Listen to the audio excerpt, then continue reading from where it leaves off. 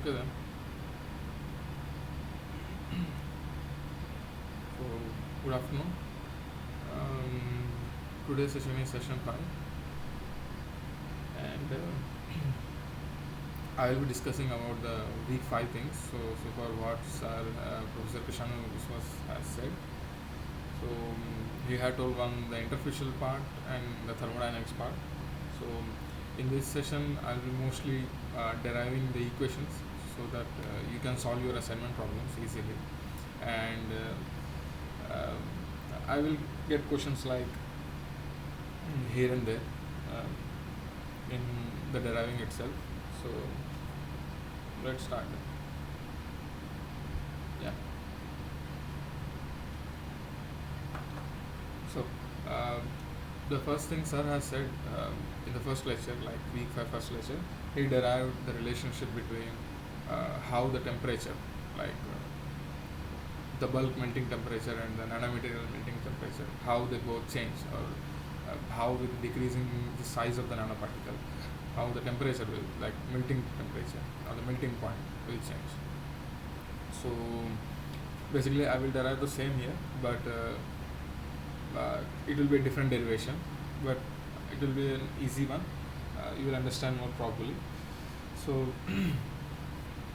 okay, so as you can see, I have a diagram here which tells about, which is a like phase diagram of an imaginary alpha and beta phase, and B is a composition versus free energy versus composition curve, and at the temperature T1. Here I am mentioning the temperature T1, and for that T1 we have a composition versus mole fraction graph, and in here I will draw this. Let's see. This is my G, this is my G, and this will be my XB. So XB varies from 0 to 1, and if I take at temperature T1, it should be, if I take this temperature T1, if I draw the free energy versus composition graph, so it looks like this, and you can see the beta has very minute solubility of A atoms, so beta phase has very less solubility of A atoms, and in other hand alpha can take up to, like for example if we take 2 to 3%, it can take up to 5 to 10% of beta. So alpha phase has much more solubility of B atoms, but beta phase has very less solubility of A atoms. So that's why we have this curve. The curve that I have drawn is for alpha phase, and now coming to the beta phase, and because the beta has very less solubility of A atoms, so its free energy curve will rise drastically when we go from like 1% to 2%, because the amount of A atoms that can be dissolved in beta phase is very less. So the free energy will not be look like G alpha, because alpha phase can take up to respective amount of B atoms, but as I said, beta can't take that many of A atoms. So it will have a steep increasing out slope. So it will almost look like this.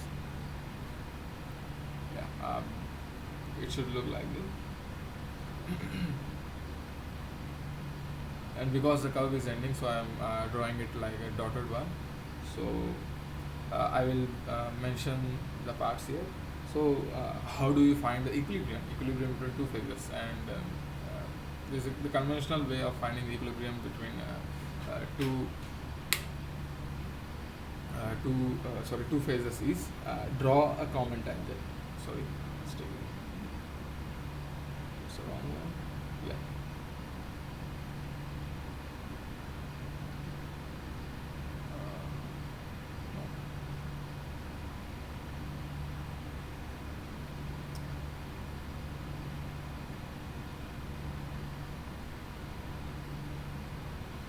I draw a common tangent. touching these two phases. Yeah, and this point, these are the equilibrium mole fraction or equilibrium concentrations of the in the alpha and beta phase that will result in equilibrium. So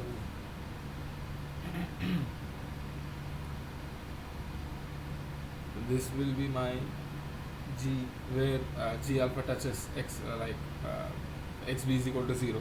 That is called as G of A alpha. And here, where G alpha touches XB is equal to 1 axis, that we called as GB alpha. And G alpha is nothing but A atoms, the atoms, the pure GA phase. And what about B? What about this point? This point is the same crystal structure of alpha, but in that crystal structure we only have B atoms. So where G alpha touches XB is equal to 0, that is called as pure form of A atoms, but in alpha crystal structure. And what about here? All we have a same crystal structure of alpha phase, but it has only B atoms. Now, when coming to this one, the beta phase, it will turn out to be. So, because beta phase is where beta phase can't accommodate many atoms of A atoms, so this curve, this hand will go up to positive values. It will have very high positive value, and so we won't consider this one, but we will consider where the beta phase touches the XB is equal to 1 axis. There we will mention it as GB beta. The beta, let me write it clearly. Yeah, so we have a beta crystal structure with only B atoms. So yeah, and these the common tangent that is touching, we will have it will give the chemical potential. Let me draw in next slide. So if we take it as a regular solution, not an ideal solution, then we can represent the chemical potential of B atoms in alpha phase as follows. So this is equal to, what is GB alpha? GB alpha is nothing but the free energy of an alpha crystal structure with only B atoms plus the enthalpy term. And what is enthalpy term? And because we are talking about B atoms, so it will be 1 minus XB whole square plus this is enthalpy term, and it came from the quasi-chemical method, the quasi-chemical model. And the final one is the entropy term, and the entropy term will look like RT ln XB in alpha. So this is our chemical potential of B in alpha phase. Now we want XB alpha. Okay, so how we are going to deal it? So we want XB alpha, then mu B alpha minus GB alpha equals to omega 1 by XB whole square plus RT ln XB in alpha phase. So that is how it turns out to be. Okay.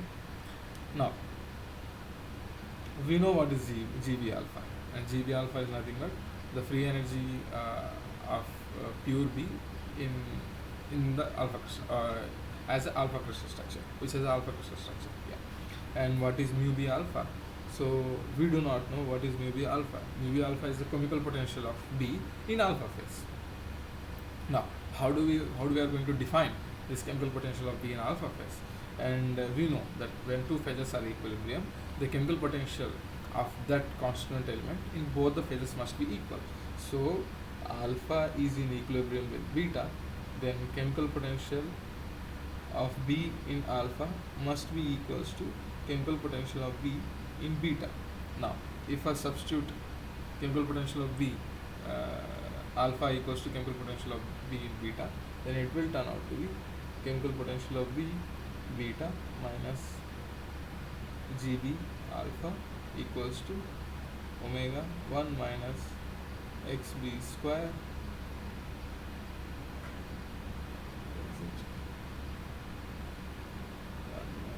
xb square plus t on xb. Now again, what is this term? How we are going to define mu b beta from here? We know, I will draw this curve. I'm going to only draw the beta phase. See, the beta phase will look like this, and the common tangent comes here like this. So the common tangent will look like this. So assume that these both are touching. Yeah. Then this common tangent has this common tangent where it intercepts this guy will have a value of mu b beta. What about this point? This point I have said it is equal to GB beta. And what does that mean? GB beta is nothing but the free energy of pure beta in beta crystal structure form, and mu b beta is chemical potential of B in beta, which is in equilibrium with chemical potential of B in alpha form. So if we assume that GB beta is approximately equals to mu b beta, this is an assumption because this gap is very much small. If you consider that gap is very much small, then GB beta will be equals to mu b beta. So now again, substituting mu b beta is equal to GB beta, that will turn out to be GB in beta form.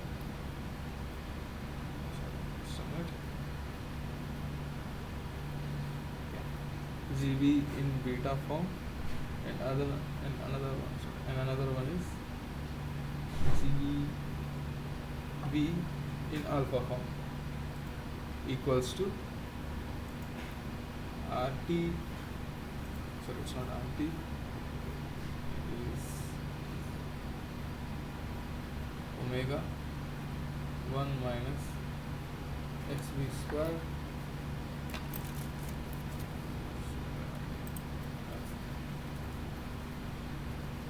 one minus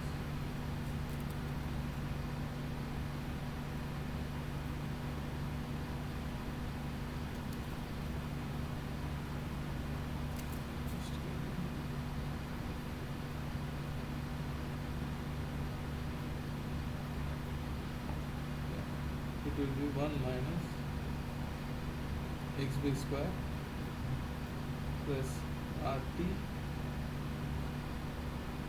on xb. Then what is GB beta minus GB alpha? GB beta is nothing but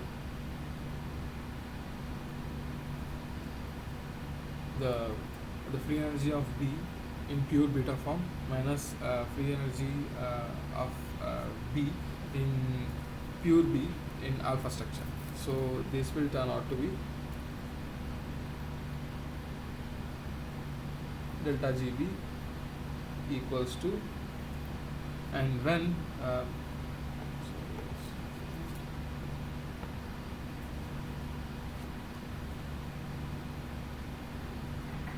if we assume that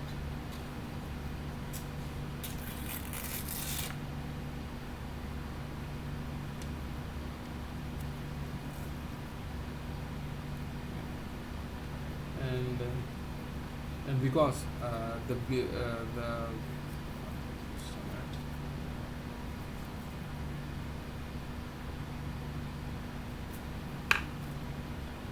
GB beta equals to, and as I've said before, the XB is very less than 1, because the amount of solubility of V in beta phase is very low. So we can assume that XB is less than 1, then which will turn out to be, this will be equals to 0. If we are approximately assuming equals to 0, then this will turn out to be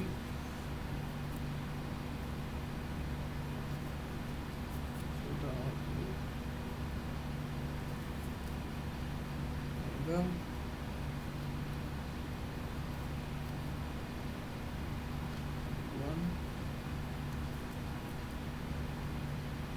plus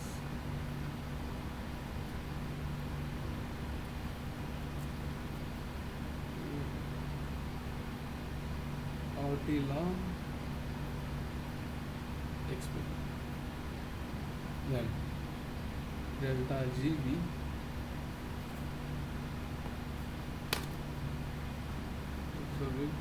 delta GB equals to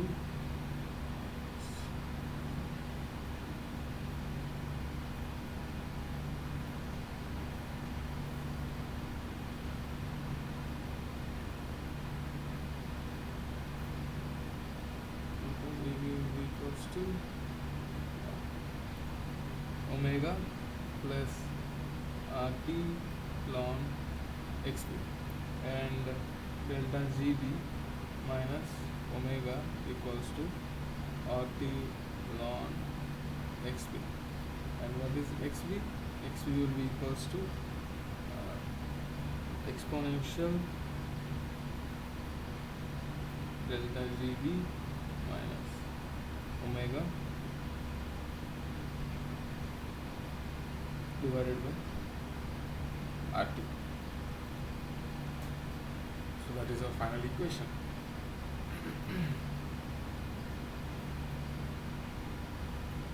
Now, moving on to the next one, we can write this like GB alpha minus GB beta equals to delta GB. I will turn out to minus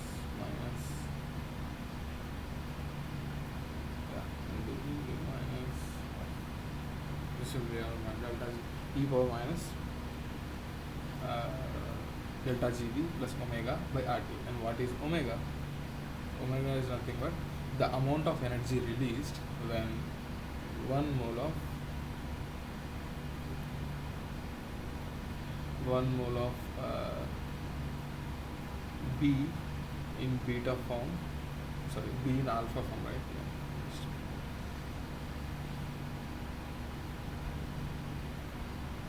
B in, so 1 mole of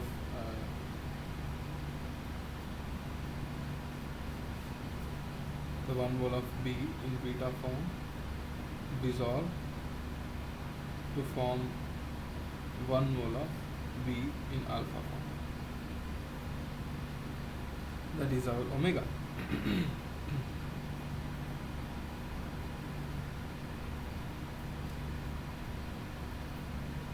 Now moving on to the next one.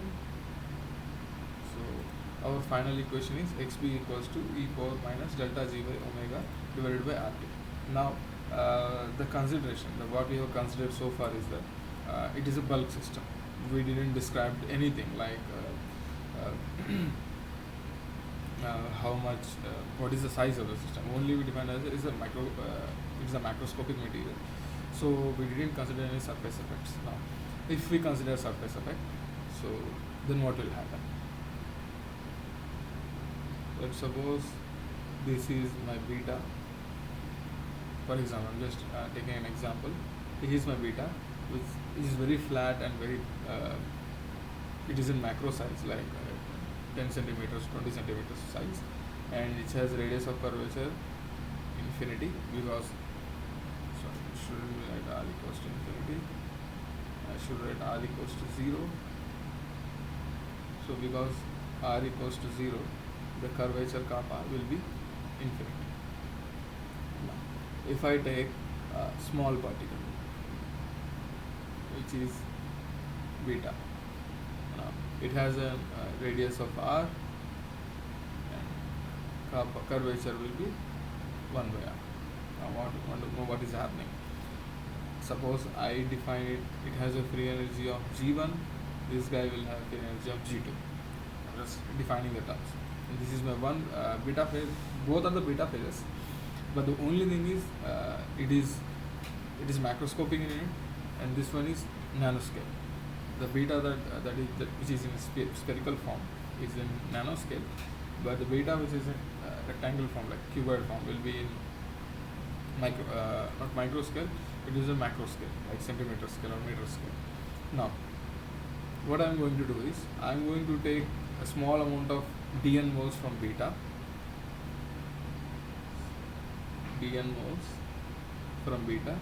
and I am going to shift it to beta. I will say it again. Now what I am going to do is, I am going to take dn moles from beta and going to deliver it to the nanoscale particle beta. So what is the change in free energy? Now, before, let's suppose beta has n1 moles, and it has free energy of G1, and beta 2, which is the rectangle shape, which is a macroscopic body, which has n2 moles, and it has the free energy of G2. This is G1 dash. Now let's go to G2 dash. What's going to happen? G2 dash. G2 dash is nothing but because the dn moles of beta has been removed from the rectangle one and given to the spherical one. So here the n1 minus dn1 times G1 plus n2 will be added with dn. Let's say dn. Let's not make it more complicated than writing it like dn1. So let's say it is dn, and it has free energy G2. Now the total change, now the free energy change will be given by G2 dash minus G1 dash. What will it be? See, this n1g, this n1g will get cancelled, n2g and n2g will get cancelled. So what we are going to remain with? And we are going to remain with G2 minus G1 times dn1, and the free energy change is very because the amount of moles that have been transferring from the macroscopic body to nanoscale body is very small, and this G2 dash minus G1 dash will turn out to be dg equals to delta G gamma. Let's just represent the delta G gamma. The free energy change, the free energy difference between the macroscopic body and the nanoscale body times dn. This is our equation number 1. So because dn moles have been added to beta, its surface energy gets changed, because it's the excess energy or the surface free energy, not actually the surface free energy, the free energy part that is arising from the surface energy will get changed. So the excess free energy that we are going to get equals to dg equals to the free energy of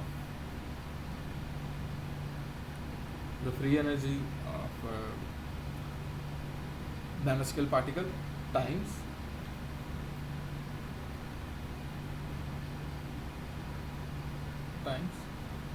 the number of moles get added, dn.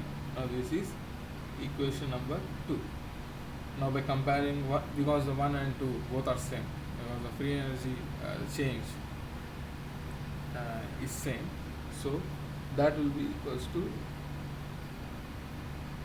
gamma dn.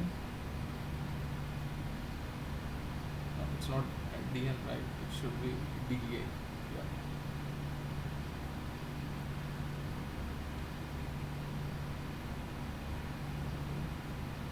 It should be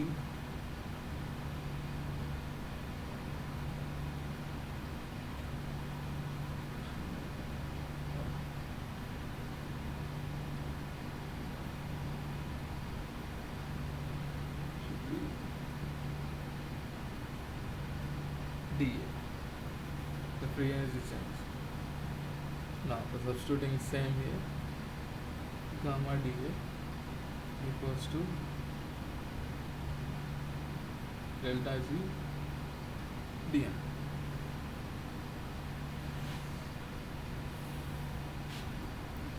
So after defining it, will be delta G gamma will be equals to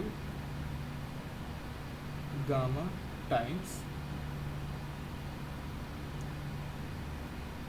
dA by dN.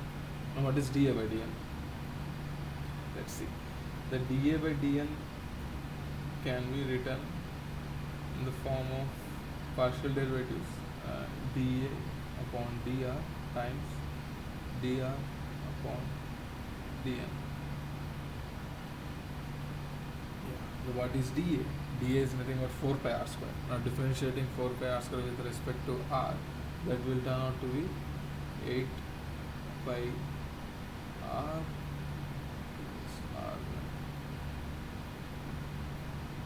8 pi r, right? So 4 pi r square is our area.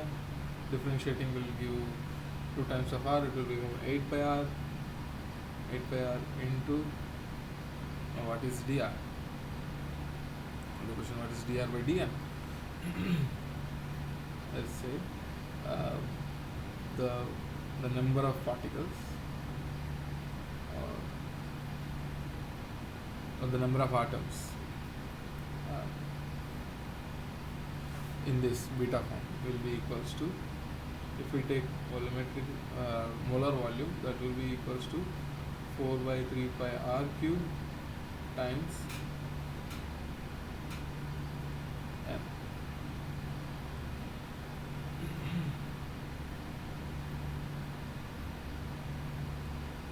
Yeah. So this will be 4 by 3. Sorry.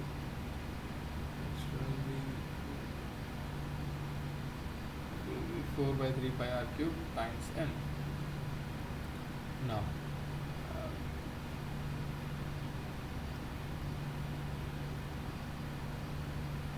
it should be like this. I will this is wrong. So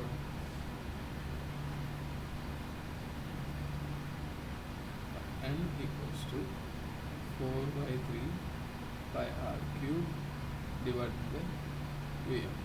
That will give the number of atoms. And now if we differentiate it, let's make a column here. If we differentiate it, what will happen?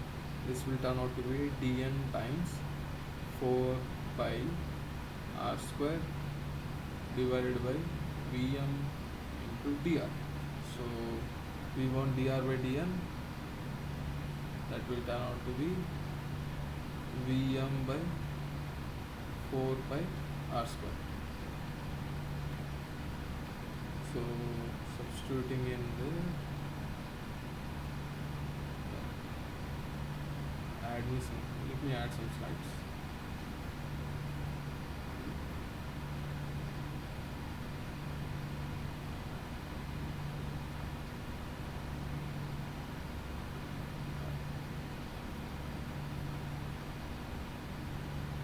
What was our equation? Our equation was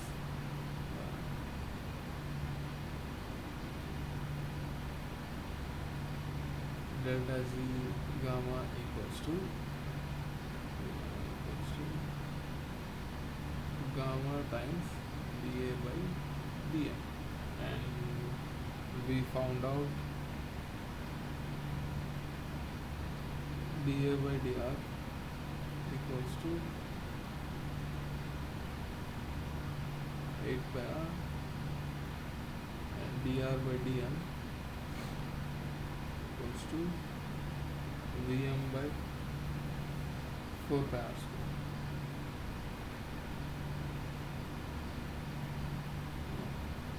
dA by dr times dr by dm will turn out to be 8 pi r multiplied by Vm by 4 pi r square. So hence pi r will cancel, and that will turn out to be delta z gamma will be 2 times gamma Vm by r. And this equation I have derived before, which is also called as a Gibbs-Thomson equation.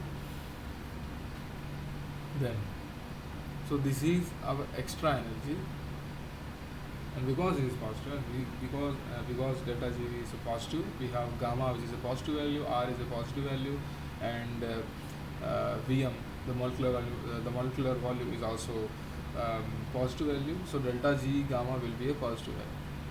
But in previous equation that we have derived here, where xb, the mole fraction xb for bulk, for the bulk particle will be equals to the mole fraction xb equals to exponential, or I can write it like this, exponential minus delta gb plus this guy divided by RT. Now, because this term is positive, we are going to substitute here. This will turn out to be xb equals to the mole fraction of B in beta phase will be equals to minus delta GB minus, and because we are subtracting it from delta VB, that will turn out to be 2 gamma Vm by R plus omega by RT. And this term is this term related to the bulk property. So we can write it as xb equals to xb infinity, I mean this is for a macroscopic one, times exponential, and minus into minus will be plus 2 gamma Vm by R. So this is how the mole fraction, this is for R. So this is how not the mole fraction, the composition of the nanoparticle changes with its size. Now, again coming to here, so far we have the equation at last I have derived, which is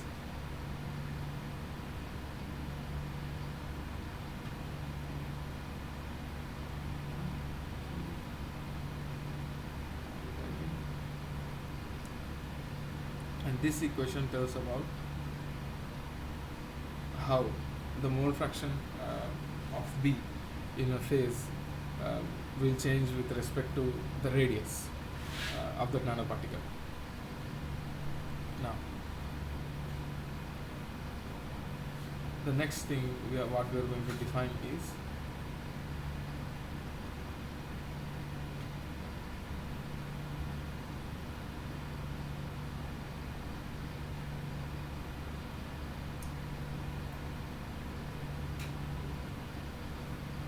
how the melting temperature how the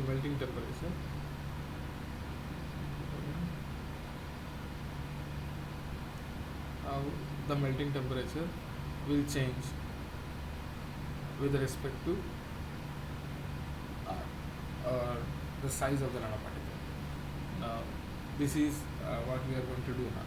So this relation gives how the composition of a nanoparticle changes with respect to R in a phase,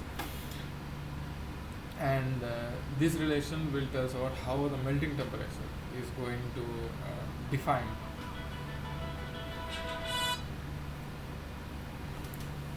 and this equation will tell us how the melting temperature is going to define the shape how the melting temperature is going to depend on the size of the nanoparticle. So there are two ways of doing this. One, actually, the sir has told, where he took the free energy, the chemical potential of alpha phase, then he provided how the temperature changes. And there is also second way which I have followed here, the same way, but in terms of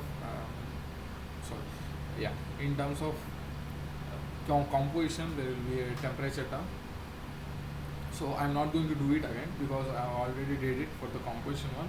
You can derive it as same for the temperature also. So let's see how the temperature depends on the size of the nanoparticle. So what we are going to do is, we are going to define the free energy. So the free energy, or the total free energy of the particle. So this is a phase. Suppose this is our phase alpha. Now how I am going to, the total free energy will be G total of alpha will be equals to G, the free energy which is coming from bulk, and the free energy, the surface free energy, it is coming from because of the surface atoms. So G total will be equals to G alpha, and because it is not molar one, so I am going to define this will be dash dash dash, because they are not molar, they are just their units is just joule. So if I am going to define in terms of the molar, then it will be equals to N plus Ga dash, just give me a minute.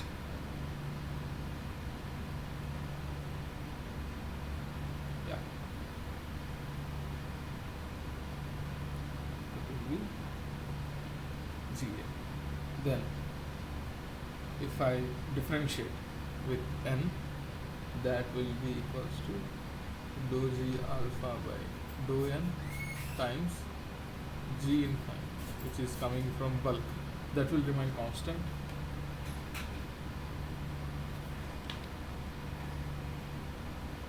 That will remain constant, plus now what is the free energy that is coming from surface, that will be equals to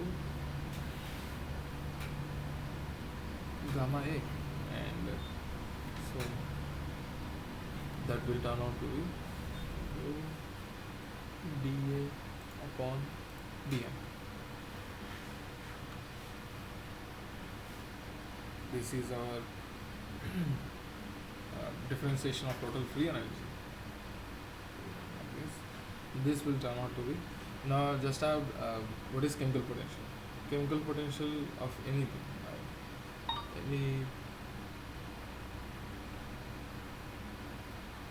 the chemical potential of alpha, should I say, should be alpha, I should say the chemical potential of A will be equals to the change in free energy upon adding a small amount of, or small moles of A. That is chemical potential. Chemical potential is nothing but the change in free energy on adding a small amount of A into any phase, whether it is a single phase or dual phase or triphase. So, or it is a binary alloy, ternary alloy, it can be anything. So it depends upon the phase, which phase we are talking about. So if I substitute this here, this will turn out to be the chemical potential, the total chemical potential equals to G infinite plus, now again dA by dm, which we have derived here, dA by dN is 2 times Vm by R, right? So it will be 2 times Vm by R. So total chemical potential of alpha will be equals to A times alpha plus 2 gamma Vm by R. Now writing this will in this form, it will turn out to be mu T alpha, or the chemical potential, total chemical potential of alpha will be chemical potential, total chemical potential of alpha minus the free energy, the bulk free energy of alpha equals to 2 gamma Vm by R. Now what is this? This equals to the entropy term. Now what is our entropy term? The entropy term is RT XB ln XB, just a second, it should be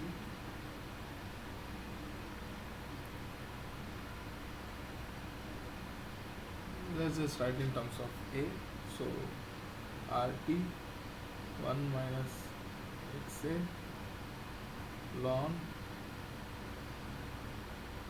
1 minus XA of R divided by 1 minus XA of the bulk one plus XA ln XA of the nanoparticle divided by XA of bulk. Then this is 1, because we have a negative term and the entropy will be negative 1. So so it will become positive, right? Because we already substituted there. This will turn out to be, now because we are considering only the single phase, this term will go to, and because we are only considering single phase, so XY will be 1. So 1 minus XY will be 0.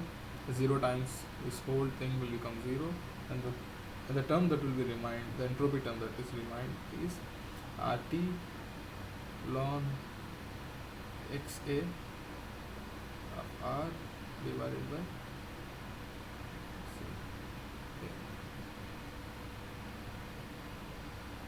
So now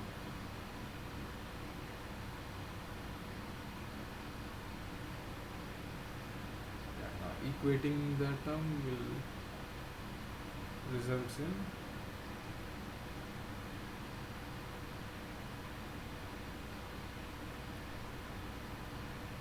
so RT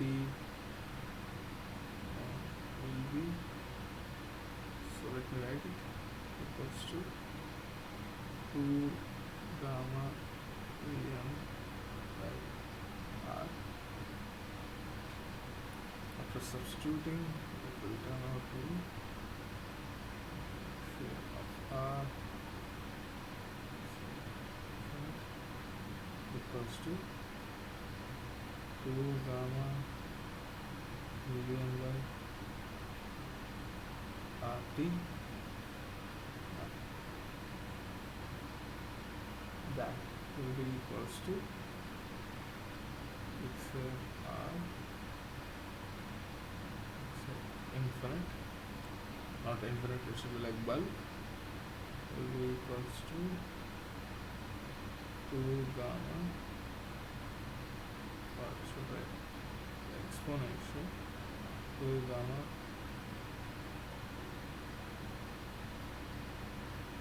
T. Now this will turn out to be XA times R. If I assume this part is very small, then this will turn out to be XA infinite 1 plus 2 gamma Vm by R T. So XA R will be equals to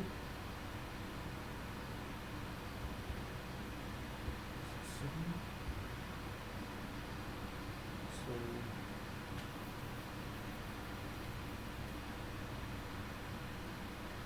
yeah. If I assume it as constant,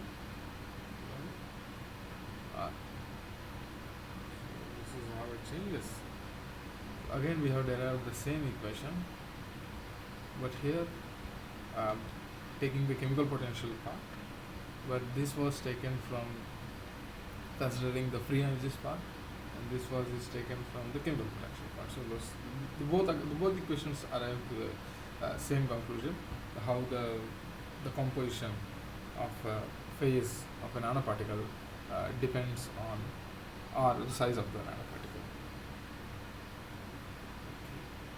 So let me see. Yeah.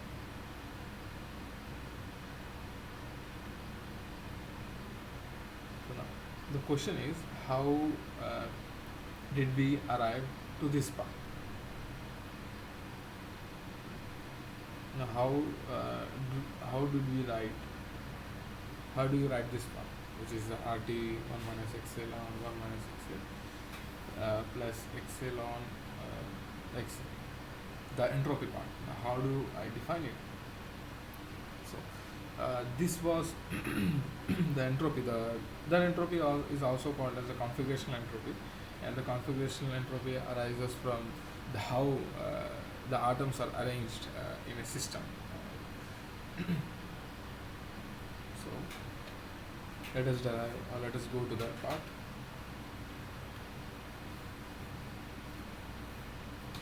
Suppose we have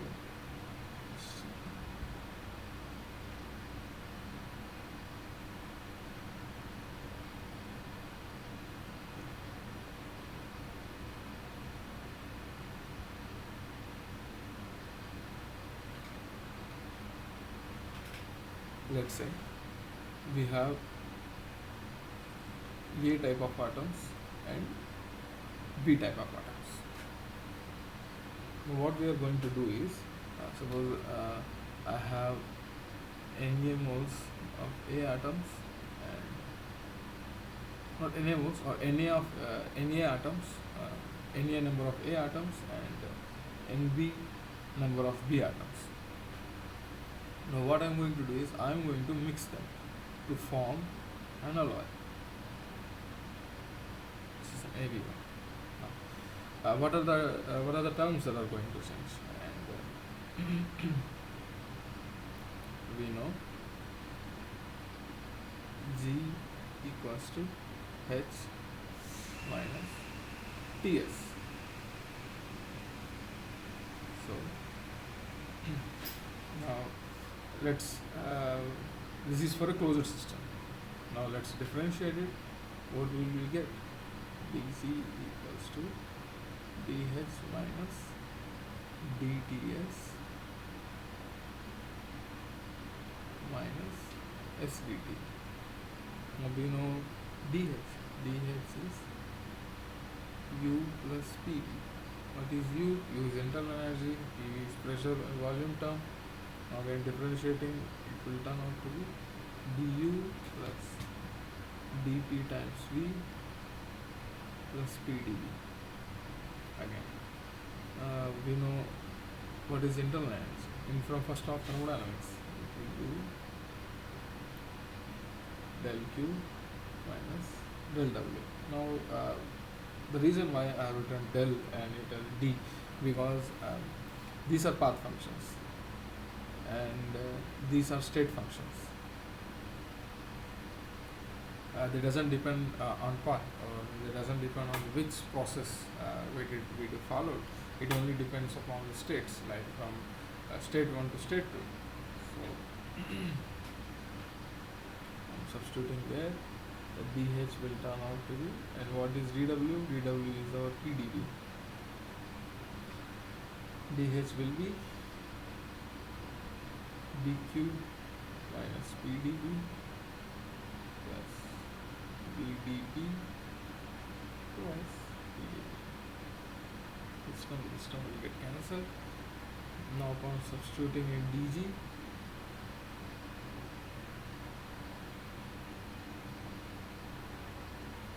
del q minus, so this first plus vdp minus tds minus svp. Now what is del q? Del q from second law of thermodynamics, del q equals to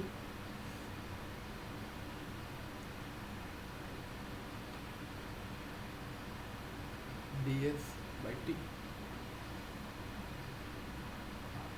Correct? No, it is wrong. It's a wrong relation. The correct one will be ds equals to del q times t.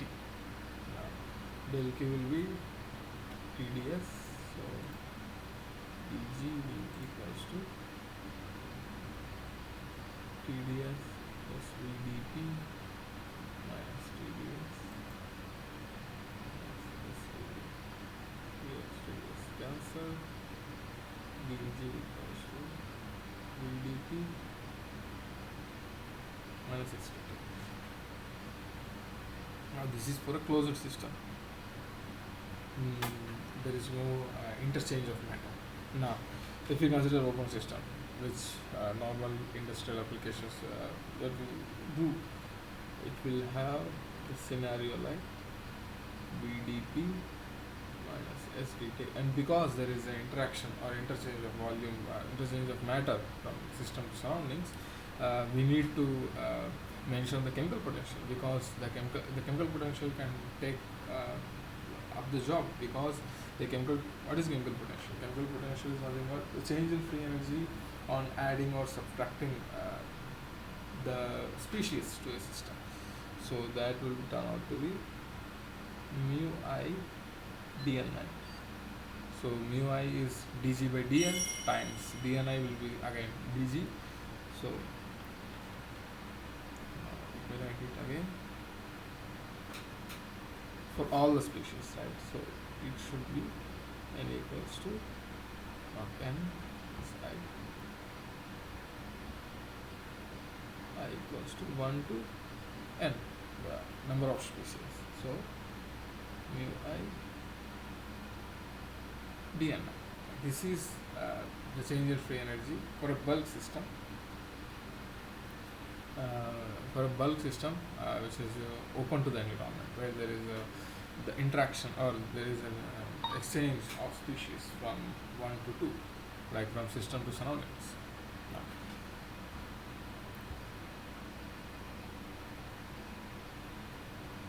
yes. So we have found the relation between the change in free energy. Now, and because it's complicated, because we have A atoms, we have B atoms, and the A atoms and B atoms are mixed to form an alloy, AB alloy, and they are mixed atomistically. And also let's assume that whatever the solution we are forming, whatever the alloy or the solution that we are going to form is an ideal solution. What do you mean by ideal solution? Ideal solution is nothing but,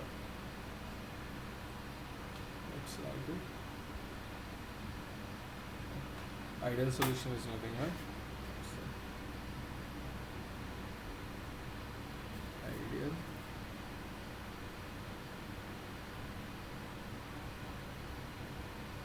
ideal solution.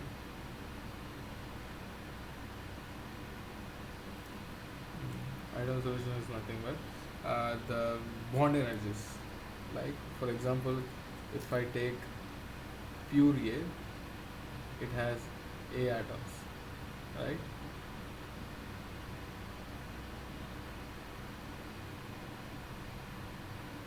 And A atoms are only bonded by air atoms. If I take the pure A,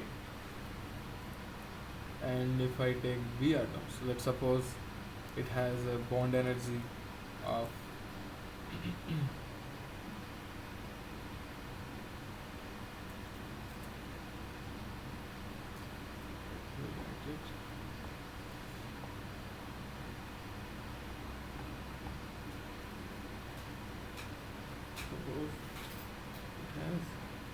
bond energy sigma AA. And if I take B atoms,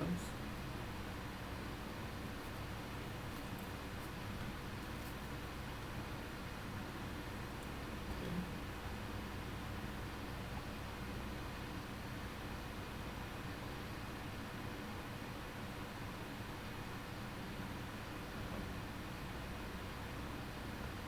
no, only B atoms. The B atoms are only surrounded by B atoms, and this will turn out to be, this bond energy will be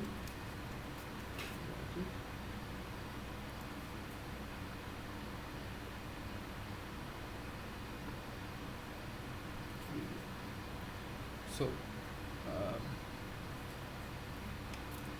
now what's going to happen? If we are going to mix A and B, then some positions will be occupied by A and some positions will be occupied by B. Like if we take a random solution, like the positions of A and B are very random, we can take any position, and also the bond energy is same.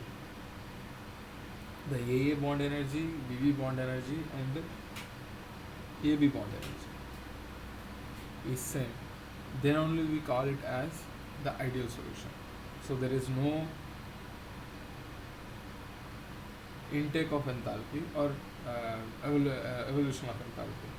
Like there is no, it's neither an exothermic nor endothermic process. So it has delta H equals to 0. That term we called as the ideal solution, and also delta V equals to 0. There is no change in volume on mixing A and B atoms, and that can happen if A and B have same atomic radius. Then in delta G equals to delta H minus T delta S. So as delta H equals to 0, the only term that remains is delta S. Now how you are going to find, and because the temperature is also constant, so the thermal entropy that is because of the temperature is constant, so the temperature term or the entropy that depends on temperature is 0, and the only thing that remains is the configuration entropy. Now how do we are going to define the configuration entropy? So the configuration entropy can be defined from the famous equation, the Boltzmann equation, which will give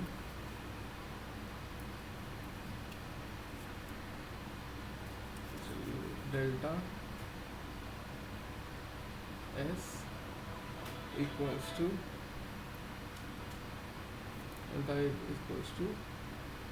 K ln omega.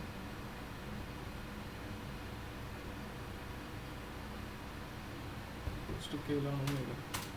Now, what is omega? Omega is nothing but the most probable state of all the possible states of a system. And how do you define the most probable state of the system? Let's suppose we have very random arrangement of, like, let's say if I take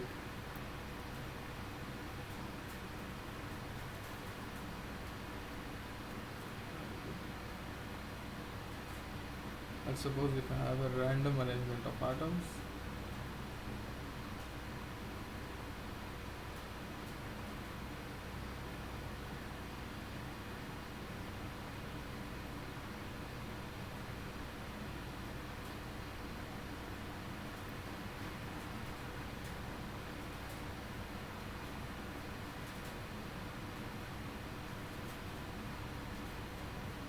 let's suppose this is a very random arrangement. So we have a very random arrangement of atoms. Then there are many possible ways, and but this omega will tell us about all the probable microstates. But because of the most probable microstate has a higher probability, that can be taken as or all possible microstates, because it has a higher probability value. So this can be approximated to the most probable microstate, or the most probable microstate, and omega is nothing but the microstate. Microstate consists of different possible variations of microstates, but the most probable microstate has the highest probability value, so it has value very much greater than all other microstates. So the macrostate value can be very much equal to the most probable microstate. Now, if I define it, so if I assume this arrangement as the most probable microstate, and what is the probability? Now, what is its configuration? Now, how do we define the configuration? Configuration is depending upon the position of A and B atoms, and because, as I have said, each atomic site can be has the equal probability of being occupied by A and B atoms. Then again, going back to the permutation combination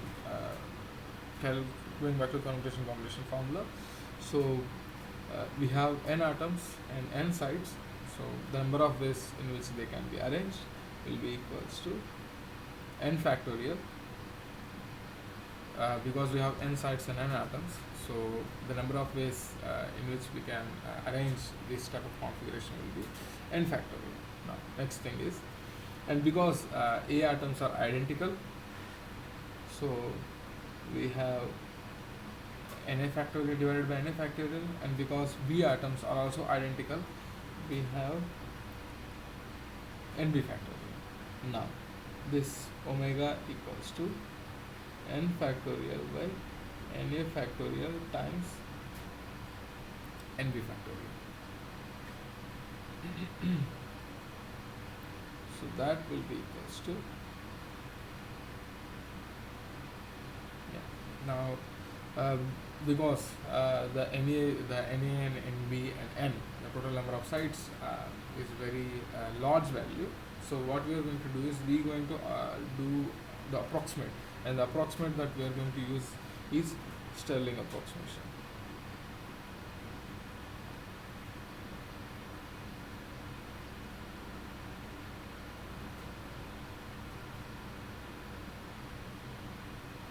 What does Stirling approximation mean? The Stirling approximation is, it depends on it defines the logarithmic n factorial value. So natural logarithm of n factorial will be n ln n minus n. So this is our Stirling approximation. Ln n factorial almost equals to n natural logarithm value of n minus n. So taking to that, applying that will be ln omega equals to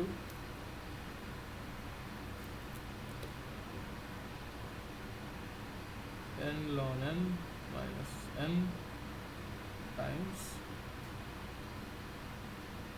minus Na ln Na plus Na minus Nb ln Nb plus Nb. Now, we know Na equals to Na plus Nb. This is our first relation. So this Na, Nb gets cancelled, and what we are remaining with, ln omega. Let me have a few more slides.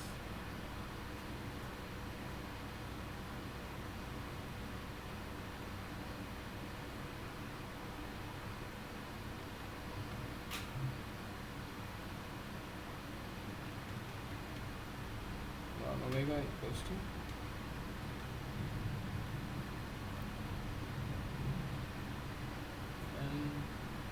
ln n minus Na ln Na minus Nb ln Nb.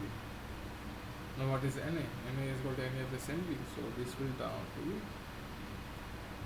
Na plus Nb ln Na plus Nb. Just give me a minute.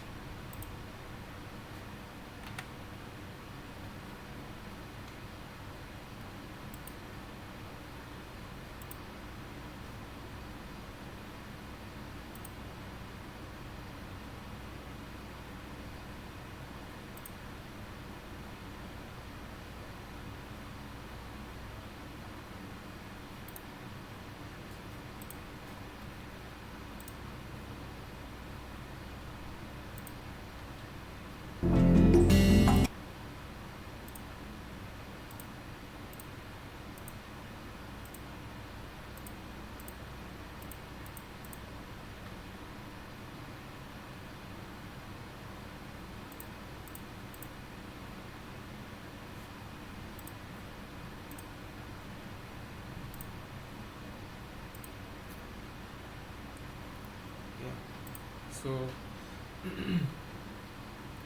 minus Na ln Na minus Nb ln Nb. So before I have mentioned that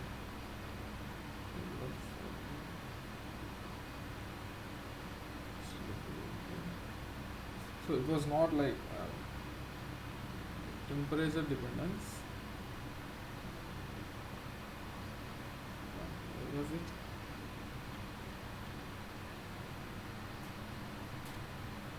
No, it is not the temperature dependence. This is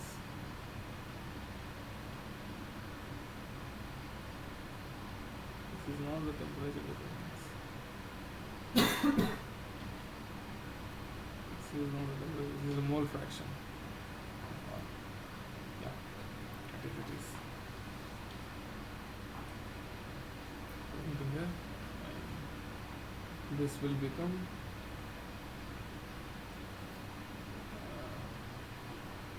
Na, and now dividing this term will turn out to be ln Na plus Nb divided by Na.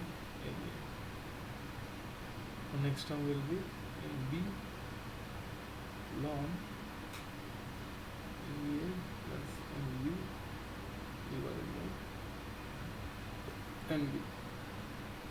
We know the mole fraction formula equals to Na by Na plus Nb.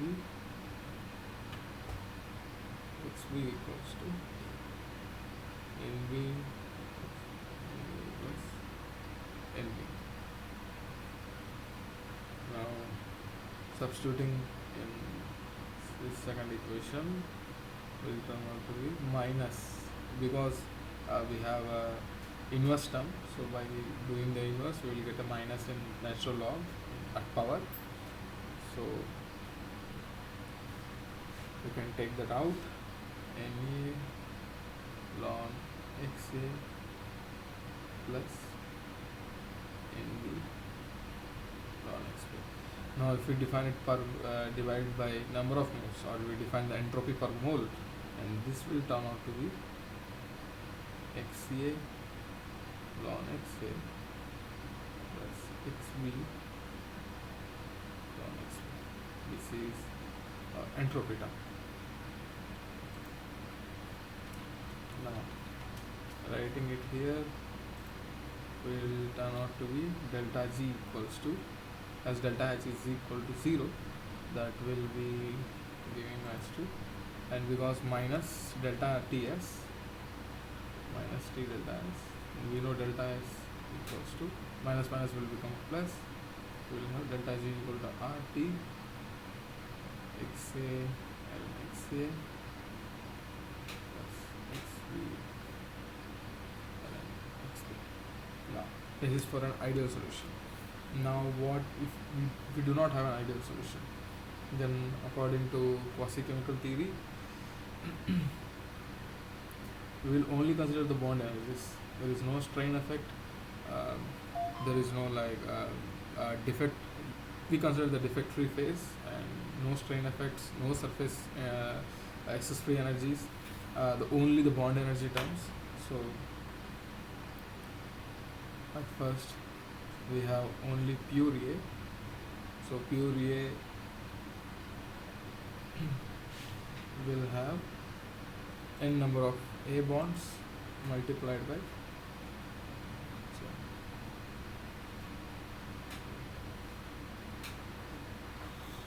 the Pa number of AA bonds multiplied by the bond energy of AA.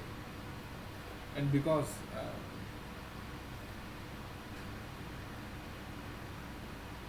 shouldn't write like this, I will write it in number of atoms. So if I assume the Avogadro number of atoms, I mean the number of moles. If we consider 1 mole, then we have Na number of atoms, Avogadro number of atoms. If we consider 2 moles, then it will be 2 Na. So Na times the coordination number, the number of bonds that a single atom can form, multiplied by bond energy of AA divided by 2. Now why 2? Because in a bond, the two atoms are going to form a bond, so it should be half of the bond energy, and that is 1 by 2 Na Z times A. So this is the number of bonds, the total energy of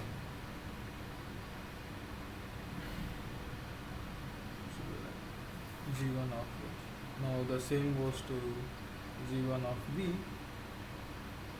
Na times BB. And if you suppose A and B have the same coordination number, then now what happens after mixing? After mixing, it will become G2, which will be, now suppose we have PAB number of bonds. So what will happen then?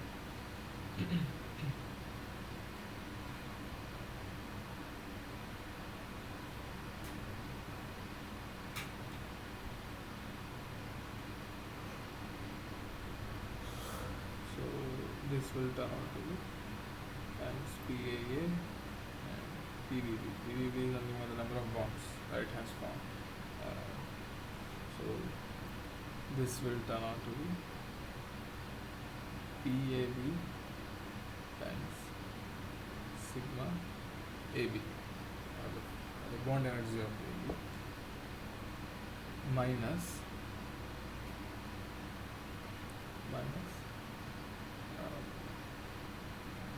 bond energy of AA times 2PAA,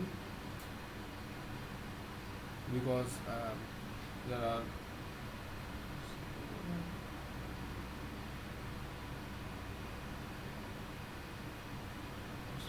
half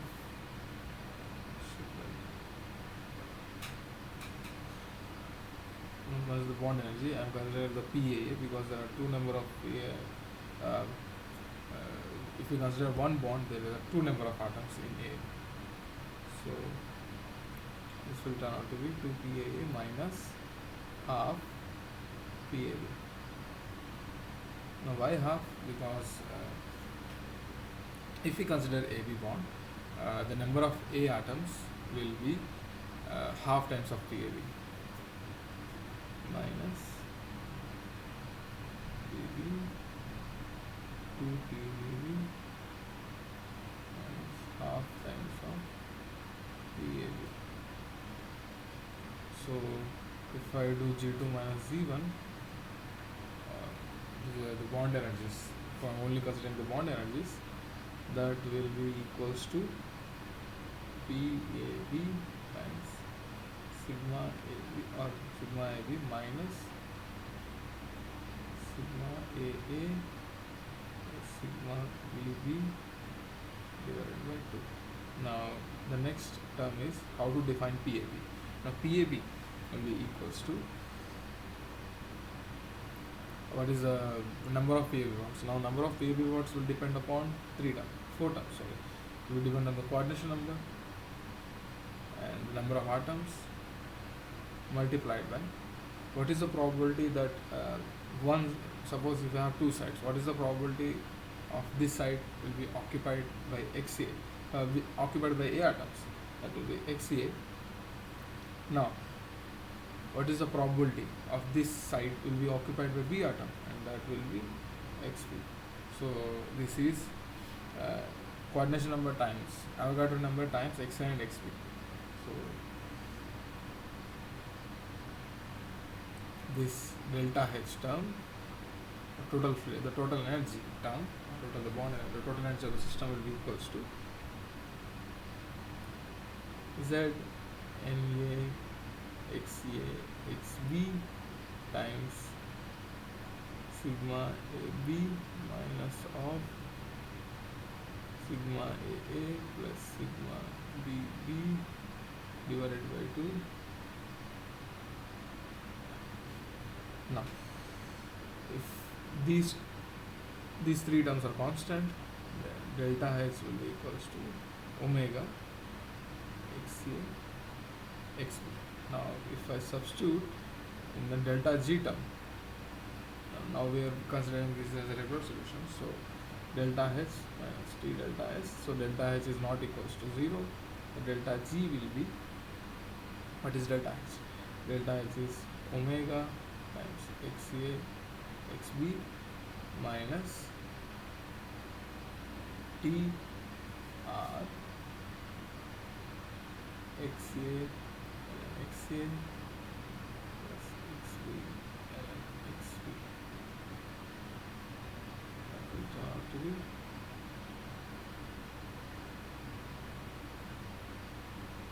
if I write it separately for XA and XB, we can write sigma XA XB as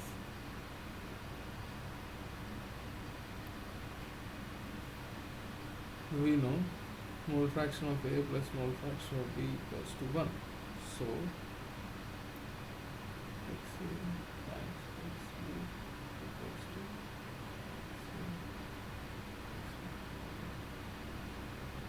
this will turn out to be sigma XA square XB XA square XA. This can be written as 1 minus XB whole square times XB 1 minus XA whole square times XA. Substituting it there, will turn out to be delta G equals to XA times 1 minus XA whole square plus RT ln XA plus XB, which will be equal to 1 minus XB square T ln XB. Then we can write this as the chemical potential.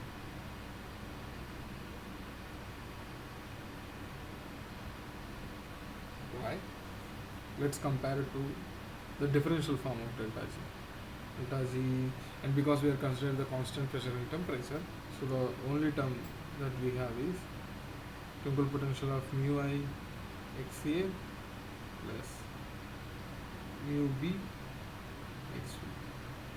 Now comparing equation 3 and 4 will give mu A equals to, this term was missed, this term,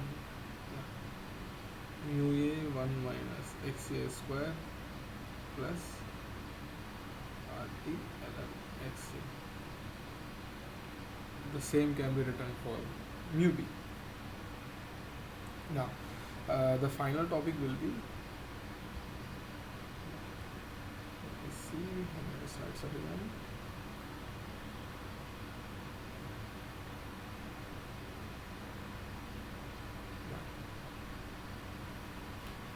the final topic will be how, the previously I have mentioned that how the composition is going to change with the size of the nanoparticle. Now what we are going to do, we are going to do how the temperature is going to affect our size of the particle.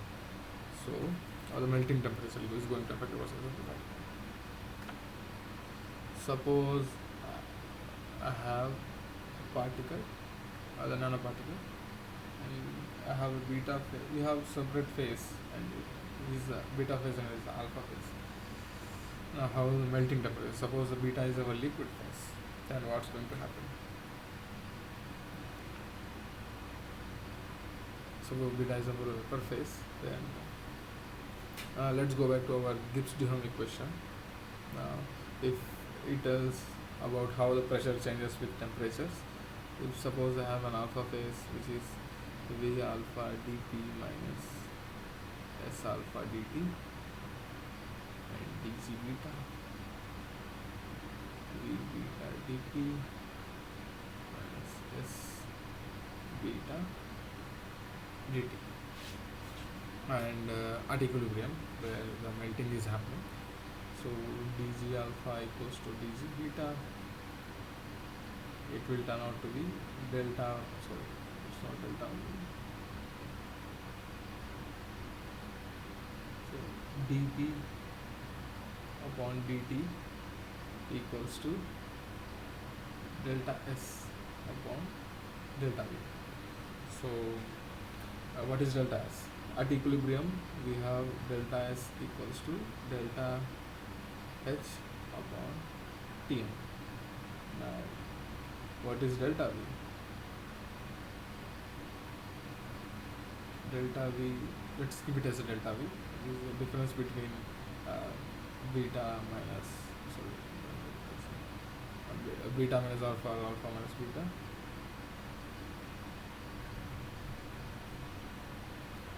So now dP equals to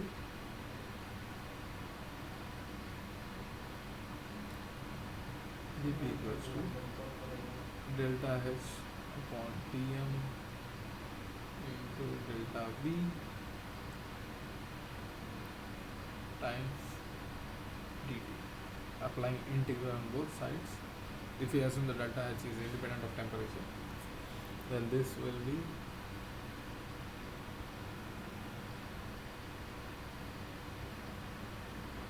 turn out to be delta P, and this is delta H divided by Tm into delta V. This will be delta P. Now what is delta P? Delta P is a excess pressure. Suppose this is PR beta, this is P alpha, then PV minus P alpha from Gibbs-Thomson relation 2 gamma by R. So that delta P will be equals to 2 gamma by R delta H by Tm into delta V. What is delta T? Delta is T minus T equilibrium melting temperature, or T equilibrium melting temperature means the bulk melting temperature. Let me add another slide. Sorry, I guess I have to do it again.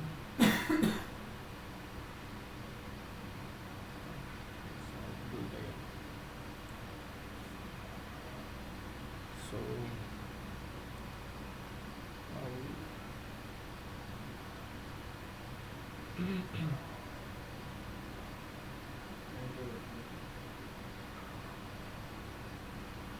so how the melting temperature is going to change with R? That is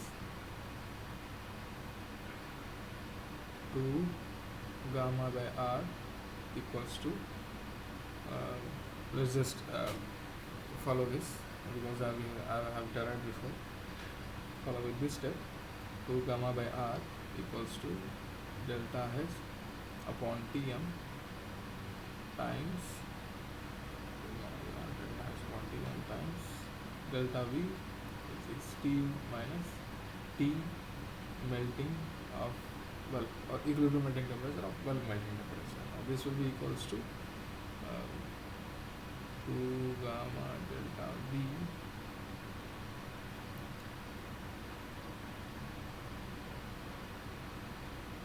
Yeah, should turn out to be like this.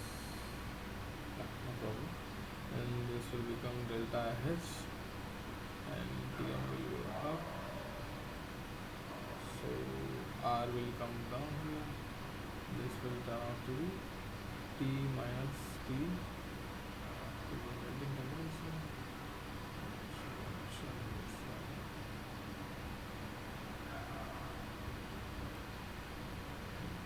Bulk melting temperature.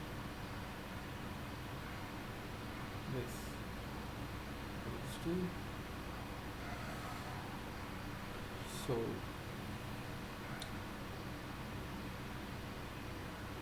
it is T melting temperature, right? Melting temperature minus T. This term will go here. So T of R will be Tm infinite minus 2 gamma delta V by delta H into R. So Tr is inversely proportional to R. So decreasing the increasing the size, the decreasing the size will change the melting temperature, because if R tends to, in this equation, if R tends to infinite, like R tends to infinite, this term will become 0. So Tr will be equals to T infinite, like the equilibrium melting temperature or the bulk melting temperature. And if we start decreasing the R, this term will gradually increase and takes our value from equilibrium melting temperature. So the Tr will decrease. So that is not going to happen. So yeah, I guess that's all for today. I have covered all the topics, and I even mentioned the properties, like how the composition is going to change with the size of the nanoparticle, and how the melting temperature is also going to change with the size of the nanoparticle. And also I derived some of the equations to solve the problems, like for binary alloy and also for ideal and regular solutions. So yeah, thank you. If you have any doubts, please either you can ask or you can post here.